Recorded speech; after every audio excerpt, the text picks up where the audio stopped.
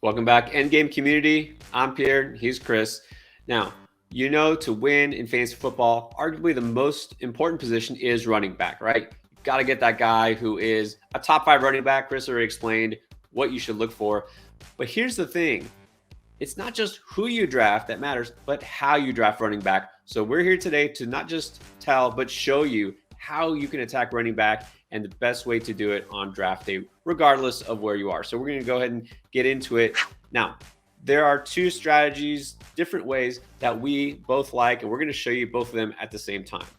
Chris, in the past, you have earned the nickname Mr. Zero RB by me. I gave you that name. So first of all, you volunteered to go zero RB here. What does that mean? All right, before we get into the draft, what does it mean zero RB? How can you win in fantasy football without drafting running back? Yeah, it means you just never draft a running back. No, it doesn't mean that you never draft a running back, but it does mean you wait a long time to draft a running back. And the theory behind this is that you give yourself such a huge advantage at the wide receiver position that if you do happen to hit on, like you said, one of those top five running backs that you can get later, think guys like Leonard Fournette or James Conner last year, guys that were being drafted, 8th, 9th, 10th round in that range. If you have an incredible wide receiver group because you drafted all these elite wide receivers and then you hit on one of those guys, your team becomes almost unstoppable. So to be true zero RB, you really need to go, I think it's like 7 rounds without a running back. And usually you draft a tight end and a QB as well. I'm not going to be quite that rigid in here, but I'm going to try to go about 6 rounds without a running back. And if the QB or a tight end that I really like happens to be there, I will grab them. Yeah, and important to know, like you kind of hinted at, there's not this strict rule or guideline like, oh, you drafted a running back in the X round, that means you didn't go true zero RB. That's not the point, right? The point isn't to follow some sort of script, and you don't want to go into the draft saying, I'm not going to draft a running back, because you don't know, if Najee Harris falls to you at the end of round 2, I guarantee that strategy goes out the window and Chris drafts a running back, right? It's not about doing it for the sake of doing it. It's always about being smart and taking value where it lies. But we already know how to pull this off. We already know where these players are going to go because we've done so many drafts. So we're going to go with it pretty soon. Now, I'm going to do something slightly different. Instead of zero RB, I'm going to go with, it's called modified zero RB or hero RB or anchor RB. It doesn't matter what you call it. Basically, the point is you get one guy, right? One guy who's that anchor of your running back group. And then basically you're stocking up everywhere else, wide receiver, tight end, quarterback, wherever. And that one running back, if he turns out to be a top 5 stud, you're set. That RB2, it really almost doesn't matter. It can be interchangeable. And so we'll see how it plays out. I don't know who I might get. I have the 8th pick. Chris, you're at 2. I think you have a pretty good idea who might fall to you at the 2. I don't really know. So I'm going to have to see. Now, anchor RB, it could be a first round or it could be a second round RB. So we'll just have to see what plays out. But let's go ahead and get into it, and let's kick off this draft. All right, let's do it. And yeah, I kind of intentionally took the 2 spot. Wow. So I mean, that kind of throws a wrench in things because 9 times out of 10, I'm gonna go JT here if for some reason the number 1 guy takes McCaffrey. But I'm going zero RB, and I like this guy a lot. Anyways, that's Justin Jefferson. I think he could be the wide receiver 1 this year, and not only that, I think he can have a huge season and rival any top 5 running back this year. So if I'm going zero RB, I love starting with Justin Jefferson.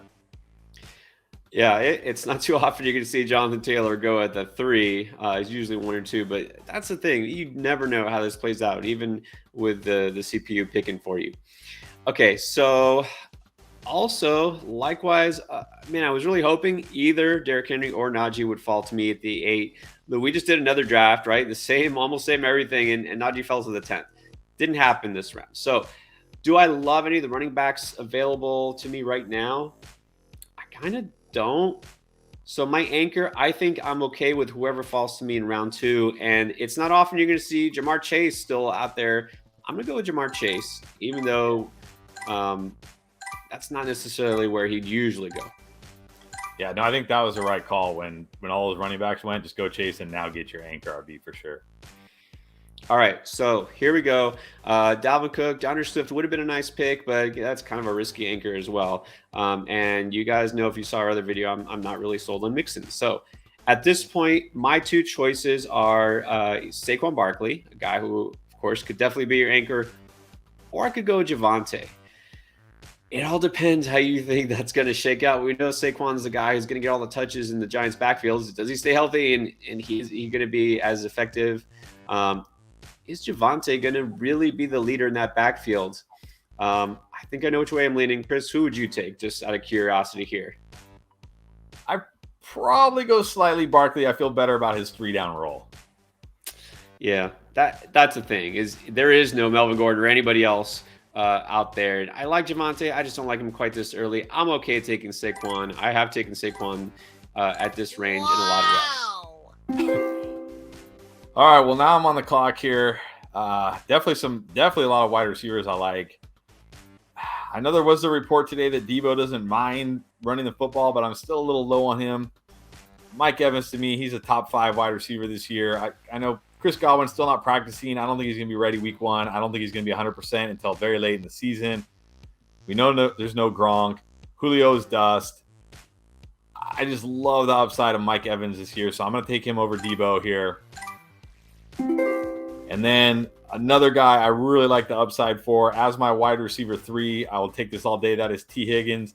I know you have Jamar Chase. I really like Jamar Chase, but I think there's enough room for both these guys in this offense. We saw T. Higgins was awesome last year. Even with Jamar Chase, I think he'll be awesome again this year. So I'm loving my 0 RB start so far. I've got 3 incredibly good wide receivers. Man, getting either T. Higgins or A.J. Brown, who is also on the board there, as your wide receiver 3, that's insane. And that's, if you think about it, that's the benefit of 0 RB, is there's no debate. You have the best wide receiver group already. It doesn't even matter how the rest of this draft plays out. And you have a super high floor. All right. So here we go. I got Jamar Chase. I got Saquon Barkley. And realistically, I'm not just looking and saying, I'm just refused to draft a running back. Tell me a running back that's on the board right now that doesn't have major risk, or at the very least, less upside than the receivers that are left. Okay, Cam Akers, he's my boy, but then, of course, just to screw with this, Sean McVay comes out today and says something about talking up Darrell Henderson. I know there's risk there, right? I get that. I like Montgomery, but not in round 3. Breece Hall, I like him, but also not in round 3, and he's a Jet, okay? Let's not forget that. The top 3 tight ends are taken. I'm going with a guy who is the number 1 receiver on his team and a stud. I'm going to go with Terry McLaurin.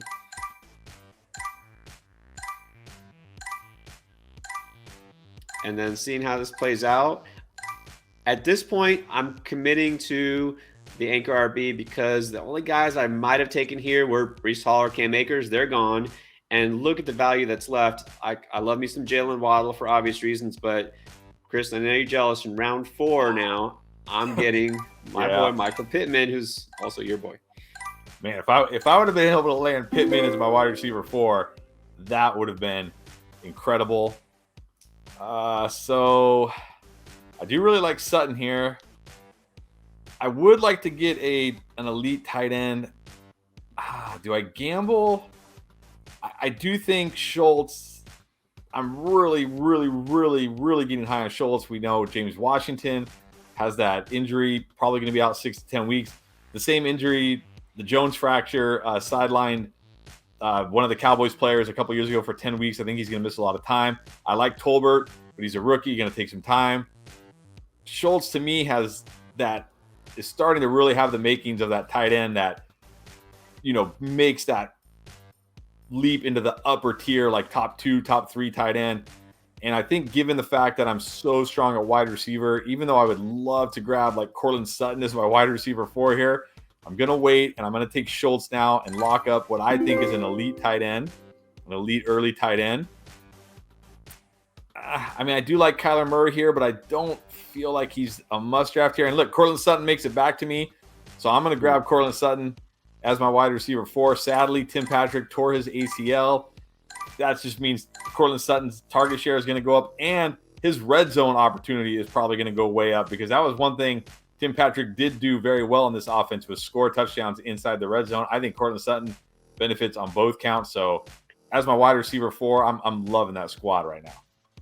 Yeah, Courtland Sutton is your wide receiver 4. Again, this is why it happens. Look, Schultz, I already did a little short on him.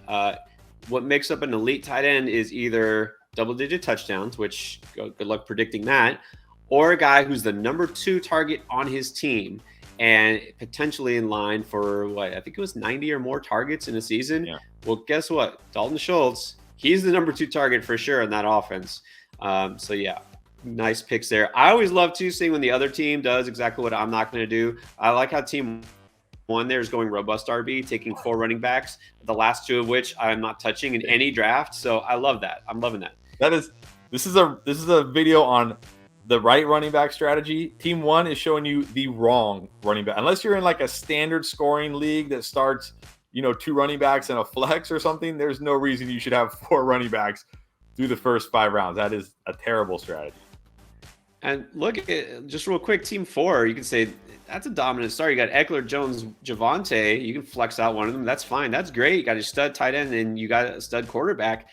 Who is your wide receiver 1 going to be, team 4? And that's where you're going to be hurting. And that's where the floor is super low. But anyways, going on here, I'm between a guy that has really shown out in camp. We know has been a monster before. That's Allen Robinson or Mike Williams. Both the number 2 target on their team, really good offenses. It's kind of a toss-up for me, honestly, at this point. I got a lot of Robinson, so I'll just go Williams. Yeah, I agree. Toss-up. Totally agree. Yeah, I mean, that's win-win there. And I waited because I figured one of these guys would make it back to me. There we go. Okay, so I'm going to look at tight end. Hawkinson is on the board. Dallas Goedert's rated a little bit lower. I don't think he'll make it back to me. I really like Dallas Goedert as a potential breakout tight end. I got 4 stud receivers. I got my anchor. I'm going to go with Dallas Goedert. Yeah, there you go. Now, I know I said I was going to go 6 rounds. You know what? Okay, I will. I'll go 6 rounds. I'll go true 0 RB here. I will grab a QB. I will grab the guy right here who I was all over last year, who I think is going to be great this year. He has tons of weapons, right, with A.J. Brown, Devonta Smith. I'm going to go with Jalen Hurts. And now, team 1 just really stacking up those running backs. Now, I got to go with some RBs here, and I got to look at guys with upside. Now, oh, man. This is where it gets tough when you do these 0 running back drafts because you want guys.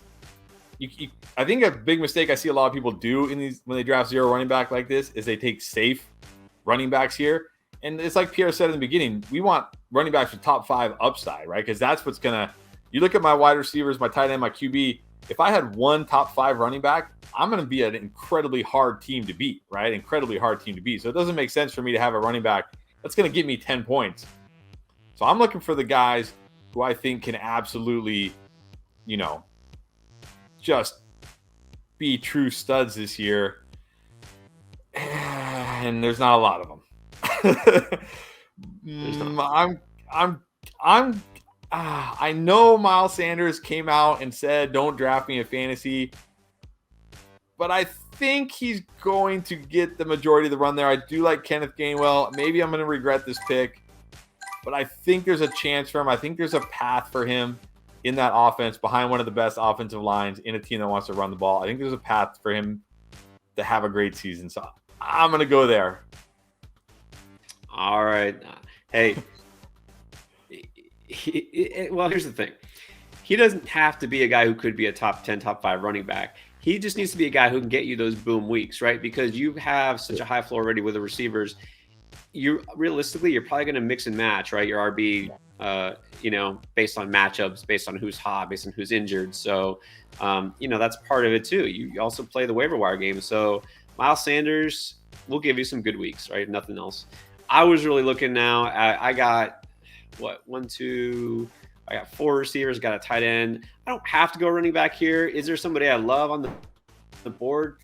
No, not really. I'm going to get one of these stud receivers again, just to really bolster it.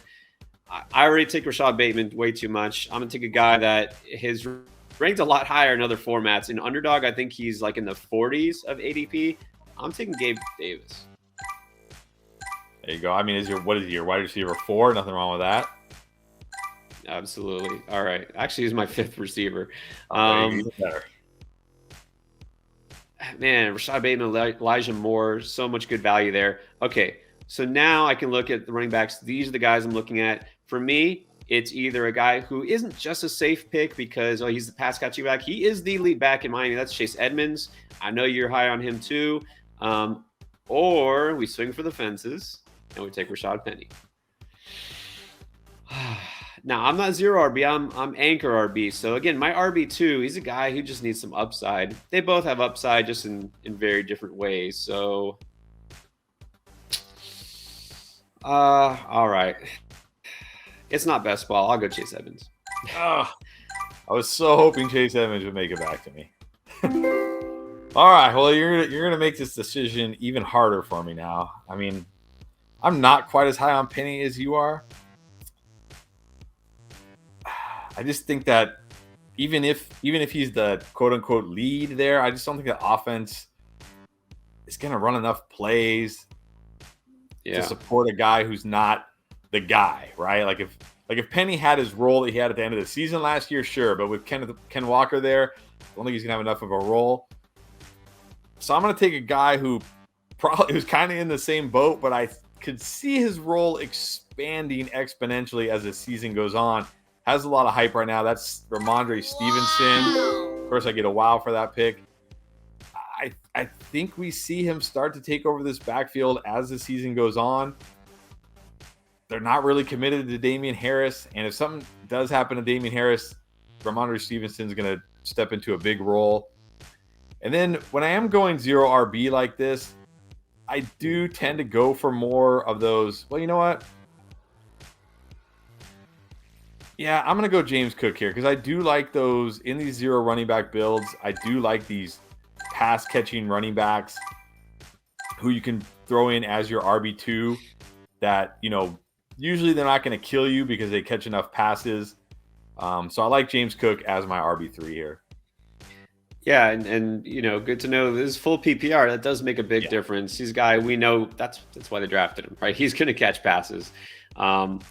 And so this is a pretty easy decision. Guy I was thinking about before is still there. Rashad Penny, even though he was the highest ranked running back, you just don't know. And I feel much better about him as my third running back than my second. So there you go. He doesn't have to be good all season to pay off for me as my third running back.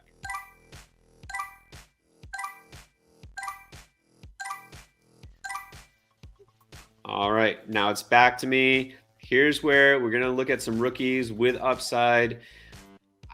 I'm going to admit I don't love this guy, but man, the upside, I cannot deny he could be the starting running back in Houston. Dameon Pierce, rip off those long runs. He is a really good pass catcher. Didn't do it a lot really at Florida, but that's because of the way the offense was. It kind of ran the option a lot. It wasn't a dynamic pass offense, so swing for the fences. We'll go with Pierce. There you go. Oh. Well, now I was actually going to take Russell Gage there because the thing, even though I'm zero RB, it doesn't mean you have to, stop drafting wide receivers. You do want to have some good upside on your bench at wide receiver because, again, if something is to happen to one of my early wide receivers, I don't want to lose that advantage. I need to be the best team at wide receiver if I'm going to have any chance of winning the fantasy championship. So I really would have liked Russell Gage there, but he went. So I'm going to go back to running back. I'm going to go to a running back who I do think has legit top five potential. Maybe not right to start, but I think as the season goes on, especially if Big Lenny gets hurt, and that is Rachaad White. Wow. If something does happen to Leonard Fournette or Rachaad White takes over this backfield, I mean, we are legit talking top five upside in this offense for Rachaad White. So I love that. He might be my favorite running back pick so far, honestly. No wide receivers here that I necessarily love, so I'm just going to keep stacking up these running backs, and I'm going to go with a guy I keep just drafting a ton of because I feel like he's so undervalued. That's Darrell Henderson. Wow. McVay's talked about it. He's got two starting running backs, and Henderson, again, he's an Akers injury away. We saw him last year. I mean, he was putting up big-time games almost every single week. So I love him as my, running back 5 now? Yeah, I mean, look, Darrell Henderson helped a lot of people. I wouldn't call him a league winner for last year, but he helped a lot of people, a long way early in the season. So we know the upside there in that offense. I've been forgetting about quarterback, and I always forget that the computer likes to draft 2 quarterbacks before I get one. that's okay. Look, I missed on Derek Carr last round, and I missed on Kirk Cousins this round. I'll just get my guy, and let's move on. Okay. Yeah, I no promise explanation needed. I promise I don't draft him every league. All right. And so now at this point, I can go either way. I have 4 running backs, and I feel really good about the potential for all of them. I could get another, or I could go back to wide receiver. We got, what, 3 rounds left? Looking at the receivers that are left, nobody really jumps off the board to me. So I'm going to go for some upside again. Let's go with a rookie, another rookie who could get the starting job here. Let's go with Tyler Algier in Atlanta.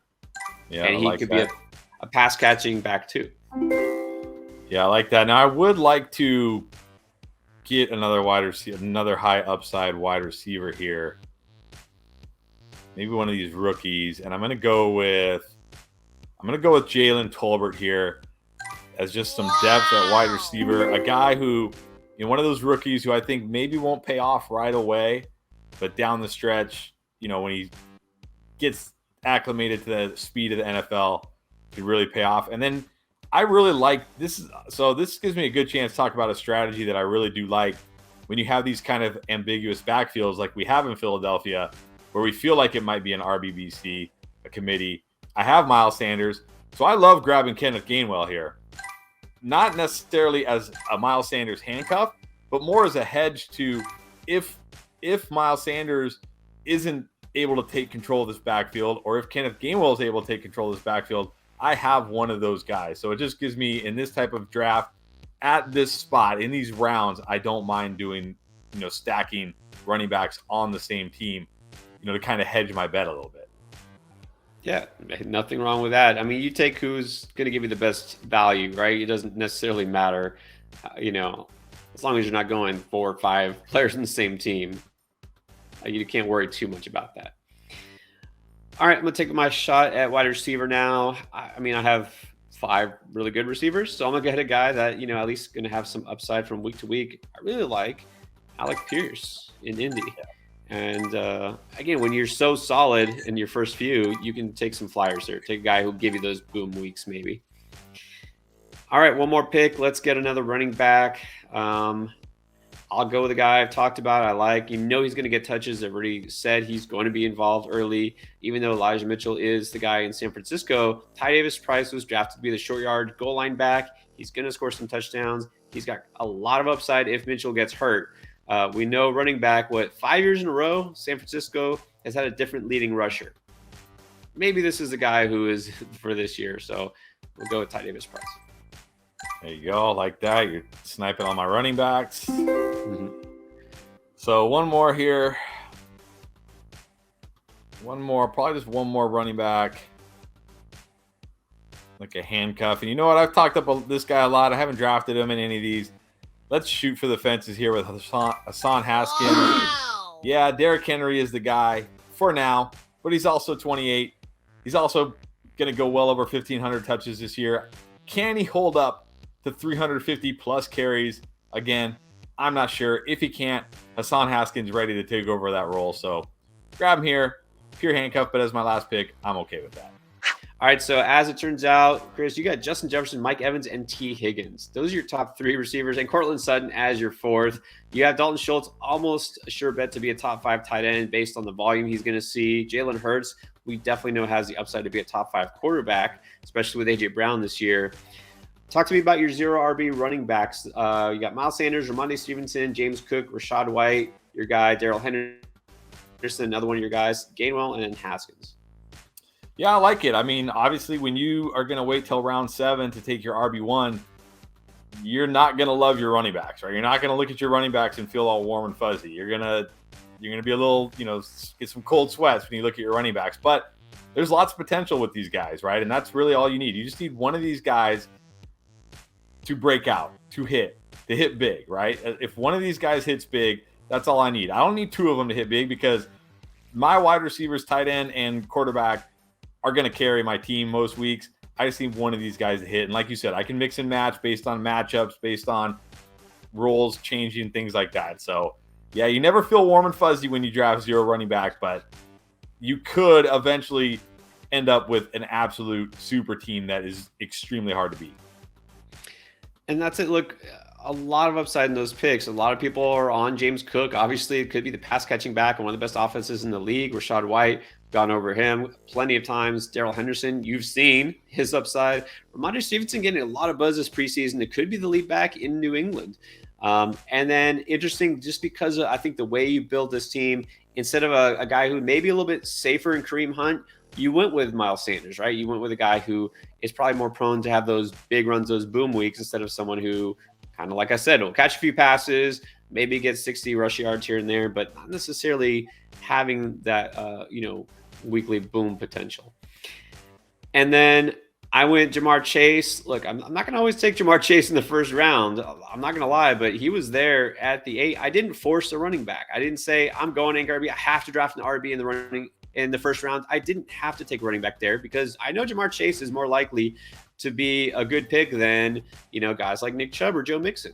All right. So Saquon Barkley, perfectly fine as my RB1. This absolutely could be a stud, just like he was a couple of years ago. I got McLaurin, Pittman, Williams, and then Gabe Davis as my 5th receiver. I love that. Dallas Goedert, I'm on him. And then Edmonds, Penny, Pierce, Algier, Davis Price. 3 rookies. Chris, real quick, talking about rookie running backs, when you're chasing upside with these 0 RB or anchor RB builds, do you feel like 1 or 2 of those picks at least has to be a rookie? I don't think it has to be a rookie, but it's always nice to get those rookies because we do know, especially in the second half down the stretch, that's when the rookies seem to really take off and really help fantasy teams. So it's always nice to have those guys. Sometimes, though, you have to have the will to just hold tight and not drop them to the waiver wire as the season, especially in the early weeks. But yeah, I wouldn't say you have to have the rookies, but I do like having, some of those rookies who could pop off down the stretch. Yeah, realistically, a guy like Algier who maybe does nothing, who knows, but maybe will be the top runner on his offense as opposed to a guy like Mark Ingram. How much juice does he even have left? I'll take the chance there instead, right? All right, so these are just 2 ways that we like to attack running back in a draft. There is no have to. There is no predetermined mindset. There is no I'm going to get this guy or I'm not going to draft this. It's always going to be, a dynamic process, however the draft falls. And we're showing you how to do it. This is how we do it. Hopefully this helps you guys. If you have questions, of course, jump into our Discord and chat with us. We talk fantasy football every day, all year long. All right. Thanks for watching.